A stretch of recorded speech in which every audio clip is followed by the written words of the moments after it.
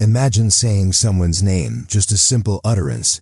Sarah, Marcus, Yuki, and the moment the sound escapes your lips, the world shifts. Suddenly, something foreign blooms inside your mind. A flicker of thought that isn't yours. A half-finished sentence in a tone you've never used. A flash of memory from a sunlit porch you've never stood on. What if, every time you said someone's name, you temporarily borrowed part of their consciousness? Not the whole thing, just a sliver. A thread from the grand tapestry of who they are. Their current mood, a lingering worry, a childhood scent, or even a skill they've honed over years. For a few seconds, maybe a few minutes, that piece lives inside you like a guest who never quite explains why they've arrived. At first, no one notices. Maybe you mutter your boss's name under your breath, and suddenly feel a surge of pressure, ambition, and caffeine. You say your sister's name and catch yourself singing the chorus of a song she's been obsessing over. A weird coincidence, you think, but the patterns keep stacking up. People around the world begin whispering the names of celebrities just to feel a flicker of fame, adrenaline, or grief. A student mutters Einstein and for a brief moment scribbles equations they never learned.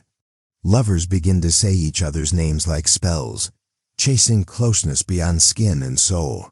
Governments try to understand it. Scientists hook up volunteers to EEG machines, measure brainwaves as names are spoken. The results are irrefutable. Consciousness transfer is real, even if it's ephemeral. Neural activity patterns shift in the exact moment a name is uttered, mimicking the person being named with eerie precision. They call it echo-linking, a psychic hitchhiking system baked into the very architecture of language. And it's not selective. Whisper the name of someone you hate, and their inner storm rushes in. Whisper the name of a child, and you might glimpse a world made of crayons, shadows, and magic. The implications spiral out fast. What does privacy mean when anyone can tap into a fragment of your mental state just by naming you? Courts begin banning spoken names in legal proceedings, replacing them with encrypted identifiers. Social media platforms auto-censor names, not to protect reputations, but to prevent unconscious leeching. Language itself begins to bend. People stop calling each other by name in conversation, opting instead for nicknames, gestures, code words.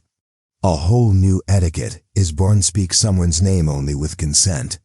But still, people break the rules. Whisperers. They're called now name addicts. A subculture of thrill seekers who chase the highs of unfamiliar emotions by name-dropping strangers in the street. Some learn to control it, hack it. Black market name lists spread on the dark web, letting users borrow the confidence of CEOs or the pain of poets for a price. But it's not all shadow and smoke.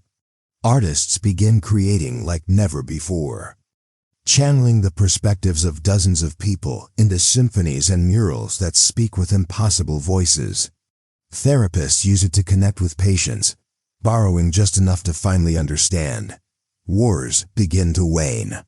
After all, how do you dehumanize someone when you've tasted their fears, their hopes, their aching memories? The very structure of society reshapes itself. Schools teach name ethics. Politicians must give consent before being addressed publicly. Religions arise around the act of naming, some calling it divine empathy, others a forbidden trespass.